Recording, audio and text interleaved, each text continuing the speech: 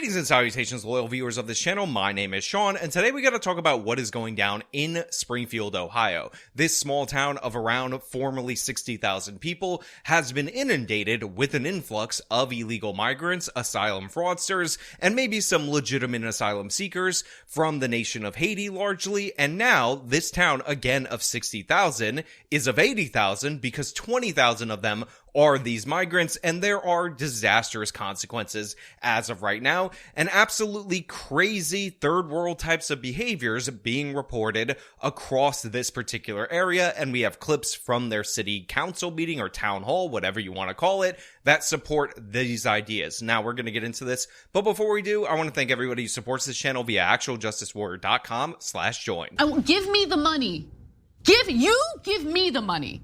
Okay? Now, I want to make something 100% clear right off the top. This is not a story about hating migrants, illegal migrants, asylum seekers, or anything like that. And Haitians in particular, Haitian Americans, this has nothing to do with you. I just attended a wedding for a woman who is a Haitian American that I've known for over a decade, and she honored myself and my wife by sitting us basically in one of the best seats in the house in terms of our table, which was arguably a better seat than her own family got. So look, while I am going to be pointing out that some of these behaviors are in fact third world behaviors, the fact of the matter is the problems are at the United States border. The issues are with the United States federal government because they let these people in unvetted, dump them on this town of 60,000, and just expect them to deal with it. I would in fact make sure that we immediately surge to the border. All those people are seeking asylum. They deserve to be heard. That's who we are. We're a nation that says if you want to flee and you're fleeing oppression, you should come.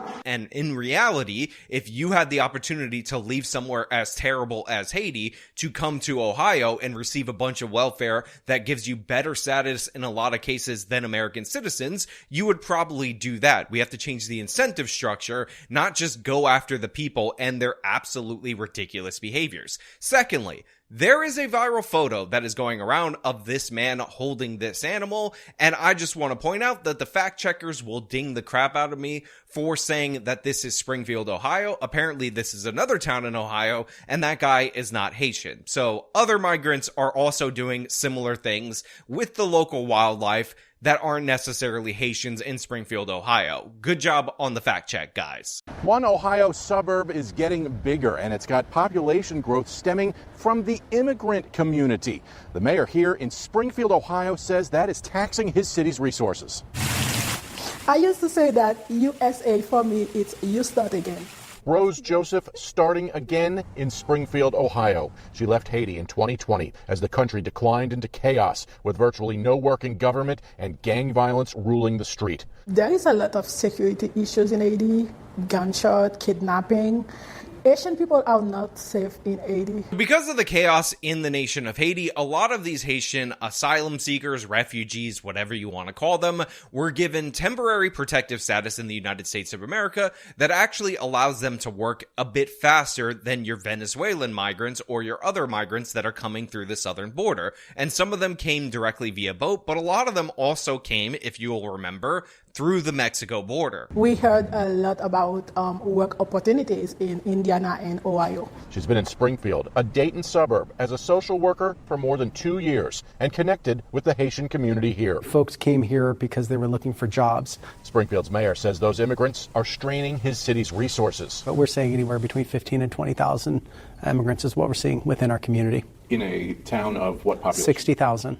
Rob Rue says his police and fire departments are staffed for 60,000 people. He needs more cops and firefighters to handle the steadily increasing population. We need to hire 10 to 15 more on each of the departments. So right here, you see the crux of the problem. In a very short period of time, Springfield, Ohio has received 15 to 20,000 migrants. Now, needless to say, even if these people are working, they're not necessarily contributing a whole lot in terms of tax dollars. But more crucially, in a time where police recruitment is down, inflation is up, and all that, you are in a situation where you have a police department that's only set up for 60,000 people and likely was understaffed due to the George Floyd effect, as is the fire department. On top of that, because these Haitian migrants are more criminal than the general population in Springfield on average, you probably need more than just a proportional increase in police officers. And again, I'm not trying to denigrate Haitians or anything like that. You just have to look at the criminal numbers from these people and deal with the realities as you see them on the ground. So here you have a guy, again, who doesn't necessarily look like he's just against migrants wholesale or against Haitian migrants wholesale, but he's had all these people dumped on him with the promise of jobs and opportunities, and they just don't have the space for them right now in this moment so suddenly. Our school systems are strained. Our healthcare system's strained.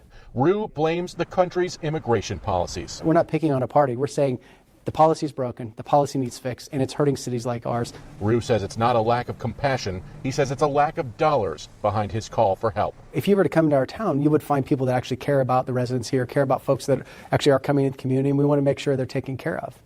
We've just been overwhelmed with this. Right here, this guy's saying, look, it's not that we don't care about these people. It's not that we don't want to help. And we're not trying to blame any political party, even though the party to blame is the Democratic Party, the Open Borders Party, the party that decided to stage a coup against their president that allowed open borders and install the vice president, who is the border czar, who let these people in and is now promising more amnesty. But he's like, listen, I'm going to stay politically correct in that and just point out that we don't have a lot of money. Rose Joseph says she and others in the Haitian community here are not trying to be a burden, just working to find a better life. We are here to work. We are here to maybe start our life again. So look, they cut to the Haitian social worker and she says, look, we're here to work. We're here to build a better life for ourselves and all of that. And again, on its surface, I'm not objecting to this. And if it wasn't for the fact that we have all these fraudulent asylum entries, I would say, honestly, this temporary protective status makes sense to a certain degree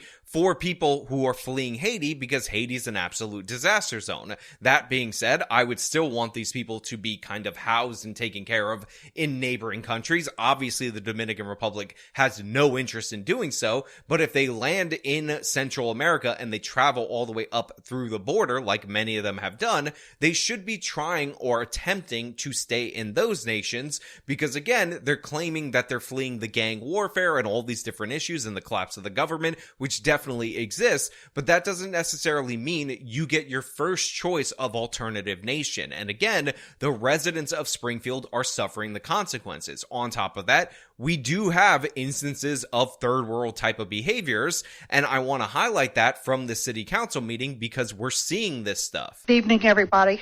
My name is Lisa Hayes, and I am a resident of Springfield, Ohio, and I'm also a registered voter. Okay, I'm a mother, I'm a grandmother, and I'm a great-grandmother. I have family here in this town.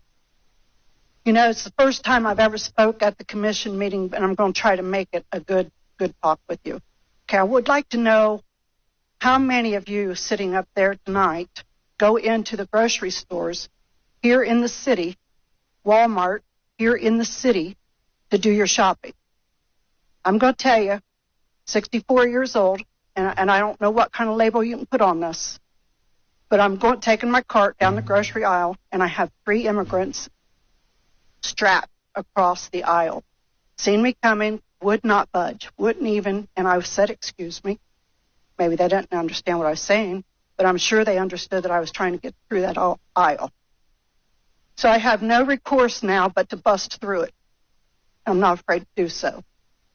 You know, I would like to see them have some common respect, some common decency. Do not try to bully your way through Springfield, Ohio. It's not going to work out well. So this woman right here kind of starts off with something that I would consider to be a comparatively minor issue, but I think it's important to emphasize that one of the things that we need to do better in the United States of America, and by the way, traditionally, we've been very good at this, is assimilate the people who come into this country. If you're going to give them this status, you should have them respect the norms and customs in the United States of America.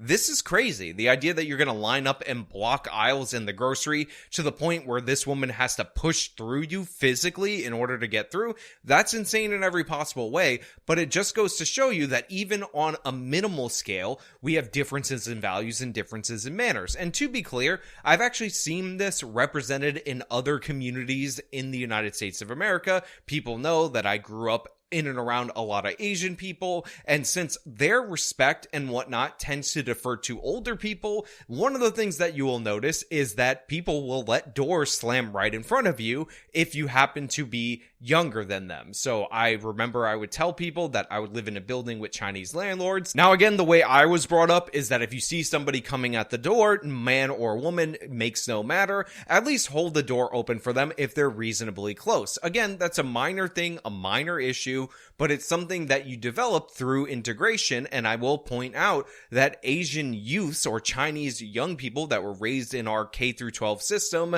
and whatnot and were more assimilated than their parents would follow the more American version of things. So yeah, there's like little manners things that bother people, but this one is a bit above the example that I just gave with Chinese immigrants. I have a 20-year-old granddaughter who works 2 jobs, pays city tax. I have a 23-year-old grandson who also pays city tax and federal and state and all the other stuff. She works 2 jobs. She's pregnant. It took us 4 months to get Medicaid for that young lady, and she couldn't have any of her tests done. So this woman right here talks about her granddaughter who works 2 jobs. She's also pregnant, and she is supposedly eligible for Medicaid, but she's having a lot of trouble applying. And of course, those are not city council issues and all of that. But the point of the story is that eventually when she is told that she is actually covered by Medicaid, what she ultimately ends up discovering is that they can't get to see medical professionals anyway, and that is because the lines are bursting out the door because all these different Haitians end up taking up these services. That morning, she received an automated phone call that she was covered by Medicaid since August 15th. All of a sudden, now she's covered.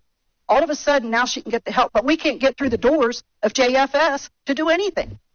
We can't get through it. The line is so long. And that's what we have done here in the city. We have just brought too many daggone people to come in here and be able to apply for free stuff.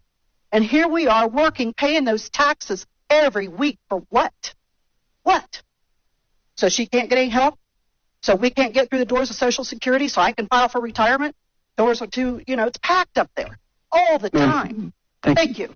They crowd them out quite literally physically in terms of these scenarios because, again, town of 60,000 gets a sudden surge of 20,000 people. They all have medical needs. They're all 100% on the public healthcare system, on the public dole, and that creates major problems for her. Again, these are the minor criticisms, the minor critiques. We're going to escalate as we go through these different various people. And I'm done with what I'm seeing. It is so unsafe in my neighborhood anymore. I have the homeless that were trying to camp out, and I have made concessions with them, and I try to help them the best I can to keep them from trying to squat on my property. This woman right here, also an elderly woman, is talking about how she had to deal in the past with homeless people trying to get them off the property and essentially ended up working out a deal because even back then, the city of Springfield, Ohio was just not good enough in resolving those issues for her. However, she describes the Haitian situation as a much more serious, much more difficult problem for her to deal with. And honestly, it starts to get tragic as you listen further and further into what she's saying is going on. But it is so unsafe. I have men that cannot speak English in my front yard screaming at me, throwing mattresses in my front yard, throwing trash in my front yard. And I can't. Look at me, I weigh 95 pounds. I couldn't defend myself if I had to. So yeah, these Haitians are throwing garbage on her property. They won't get off her property. She feels intimidated in her own home, and her elderly husband, because these are elderly people, don't feel like they can adequately defend their property. And they've called the city over and over again, and there's nothing that is being done. And again, It's their property. They own it. These Haitians should respect their property, especially when they're guests in this country living off of their tax dollars, but they don't seem to have that respect, and it is the citizen that has to put up with this at every turn. They're forced to pay for these people, they're forced to provide for these people, but they're also forced to take disrespect and humiliation from these people and the destruction of their property and the destruction of their peace of mind. My husband is elderly, and last night, after living in this home for 45 years, he said, Noelle, guess what? It's time to pack up and move. He said, we can't do this anymore. He said, it's killing both of us mentally. And that's really sad right there. After 45 years, he's like, it's time to go. We cannot live here anymore. And they have to abandon their home that they've been in for a very long time due to the fact that these newcomers are here that, again, are here on a temporary status, temporary protective order that shouldn't be here long term, but they're creating such a problem, such a commotion, they're forcing these people out. I don't understand what you expect of us as citizens.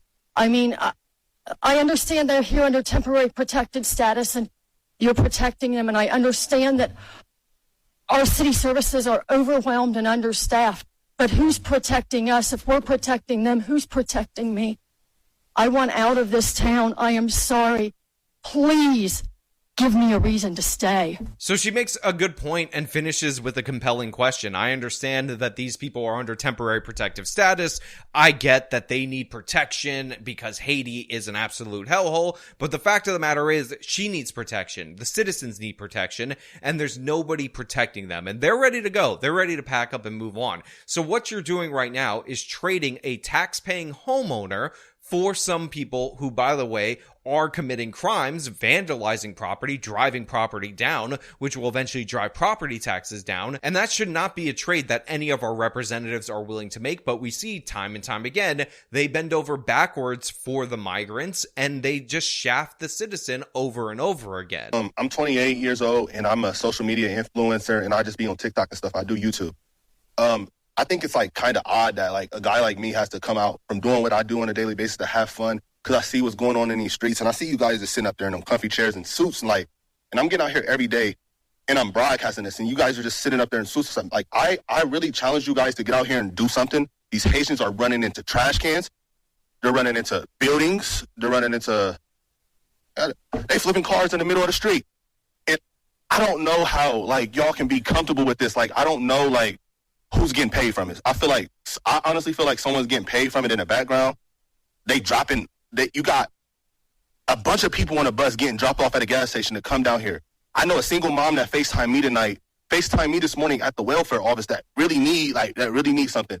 And it's nothing but immigrants over there. Now look, a lot of people's response to those old ladies that are suffering, that are having their property torn up and whatnot, will say, evil white racism, shut up Karen, shut up with your evil white racism. But we cut to this individual right here, and obviously he is a black person, and he's talking about what's going down, but I will give him credit because he gives the caveat that he's not angry at the immigrants, he's angry at the system that supports them, that aids and abets them, but he compares and contrasts somebody who is a citizen who needs help from the system but can't get it as these Haitians are being bussed in. And I don't even want to seem like I'm coming down on the immigrants, because it's the people that's bringing them down here, because wherever they're at, that's what they're used to, bro. They're in the park grabbing up ducks by their neck and cutting their head off and walking off with them and eating them. So this is the other issue. And by the way, I've seen a bunch of different reports from citizens about how ducks and geese and whatnot are gone. Now, many on the left have decided to respond to this by posting photos of Don Jr. hunting ducks in, again, a hunting scenario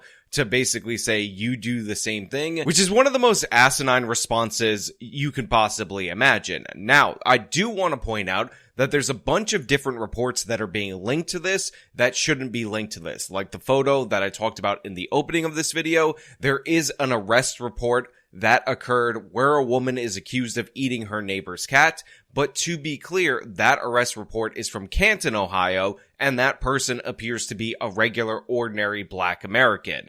What did you do? Why'd you kill the cat? Smile for me. Smile with your teeth. Go like this. Did you eat that cat? Did you eat it? No, why'd you kill it? Did you guys see all this? No, we pulled up and she was just laying there with it. Did you see her eating it? Eating it. She was eating it? Yeah, she was. You call the Humane Society, see if they'll come pick this cat up. It's deceased. There's also this video from Howard Beach, New York, where this man is holding a seagull, and this is from Howard Beach, New York, and I don't think I need to tell you that that guy is also not Haitian. What I am basing this on is the fact that you have residents talking about the ducks being plucked from their local parks, from their local ponds, and that's what they have an issue with. And this is what is being obfuscated by all of these different videos that have nothing to do with the situation. On top of that, there is a Facebook report of a neighbor saying that their cat was hung by a Haitian neighbor, and it was hung in a way that was similar to how you would hang a hunted animal.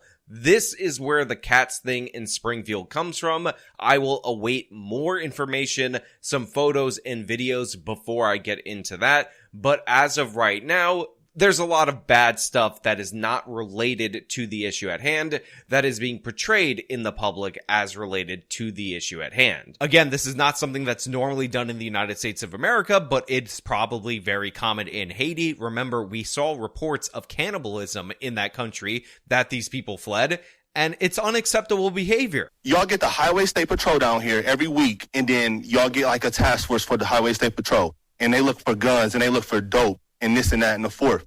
That same people that y'all got riding up and down Limestone doing U-turns, pulling people over for blinkers and pulling people over for, like, going left to center and, like, a couple miles over. Like, y'all can take them same people, the Highway State Patrol, and you can take them in every single one of their silver Chargers and Dodge Durangos, and y'all can take them to Sunset, and y'all can park them right over there, and y'all can teach people how to drive, since the Highway State Patrol knows so much about traffic laws and know what to do in traffic. They need to, y'all pay them. They can go over there and teach these Haitians how to drive, because it's getting bro, I'm getting thousands of views on these, and it's going to get bigger, and it's only going to get worse. And y'all sitting up there in these chairs, all y'all need to get out here and do something. Y'all making hundreds of thousands of dollars. Y'all need to put on a T-shirt and some Crocs, and then y'all need to come out here in these streets, and y'all need to go out here and I'm out here before the police is. And I know the first reaction from the left is to scream evil white racism, but look who is delivering the message. Obviously an American-born or very Americanized black person, if he happens to be an immigrant. Don't want to prejudge just based on how he's presenting himself. And the issue that he's bringing up is not skin tone or anything like that. It is cultural differences. And he's really angry that all these different resources are being used to police and ticket the citizen for minor traffic violations. But you have people going in and killing the ducks, cutting their heads off, and that is something that they're supposed to accept as normal. Again, it is one thing to bring a lot of people in as guests when their country is totally torn asunder. Maybe 20,000 for a town of 60,000 is a bit much, if I'm being perfectly honest, but that's one thing. It is another thing to allow them to do all of the crazy things that they're used to in their culture and not expect them to respect the values of your culture. I mean, think about it. If you knew a friend and their house got burned down and you wanted to help them by allowing to stay in your property, but then that friend insisted, because in his house he walks around naked all the time, that he was going to do that in your home in front of your kids, you would not allow it. You would regulate on that person, and you would say, my roof, my rules. You're asking me for help. You're begging for assistance. You're going to have to follow these basic codes of conduct. But for migrants, we just allow them to do whatever the hell they want, and we expect the citizens to put up for it and pay for it. We want these people to come in. They should be asking for help, asking what they can do in our society to better help us and thank us for the assistance. But instead, they just expect all these citizens to roll over for them as if they're an invading army, when, if you'll recall, these are people who are fleeing a crappy country that sucks, and instead of changing to adapt to the country that they chose to come to out of all the other options that they had, they want to act the same way that they do over there, and that's unacceptable. Y'all need to do something, bro. Y'all really got to stand on business. Y'all getting paid all this money just to wear a suit and sit in a chair. I think it's crazy, bro. We got to do something, bro. It's kids out here getting hurt. Like, only reason I even went on here and said something about it is because somebody told me they walking from the school and a Haitian almost ran into them. And who is getting paid? Like, how much money is y'all really getting paid, like, to bring them over here? Like, so this guy right here is talking about all the crazy driving habits and all the other issues and all the cultural clashes and people getting hurt, and that's why he's here. And the thing is, calling out these representatives for getting this money, this support, the nonprofits and all that for bringing them in, I think is good. I think it's sage advice, but they have clearly taken on more than they could chew because this town is totally overwhelmed by the migrants as well, and now these government officials are complaining about it. I know it's deeper than them. I know that's where they come from and that's what they do. That's their country. I don't know what they got going on over there, but they can't do that over here. And if y'all just getting paid from it and then y'all ain't doing nothing about it, I think that's super weird, bro. Y'all got to stand on business. Y'all got to really, like, step up. Like, it's lame, bro. Like, for real. Thank you for your comments. Look, I like this guy, and he apparently is a YouTuber that's filming this stuff, that's on the scene before the cops, because he really lays out the case very succinctly, which is why I wanted to close with him, because yeah, that might be acceptable behavior, totally permissible in their country, and by the way, their country was suffering. Obviously, people don't turn to cannibalism out of nowhere, so yeah, when they see ducks and they think free and easy food, let's go get it, you have to correct that behavior, and he's right. You can't allow that to be done over here. This isn't a situation where we say all cultures are equal. No, they're not equal. You came to a better society, supposedly to better yourselves, so you're gonna have to, and by the way, we expect you to, fit into the norms of this country. But you know what? Those are just my thoughts. I want to know what you guys think down in the comments below. Is this overblown and evil white racism, or is the proof in the pudding in the taste? But unfortunately, that pudding is duck pudding because they're killing the ducks in the park, and that's disgusting. Let me know your comments down in the comments below. If you like this video, show them by leaving a like, subscribe for more content, follow me on the social media, support me via support links in the description of this video. This has been me talking about the Haitian takeover of Springfield, Ohio. Till next time.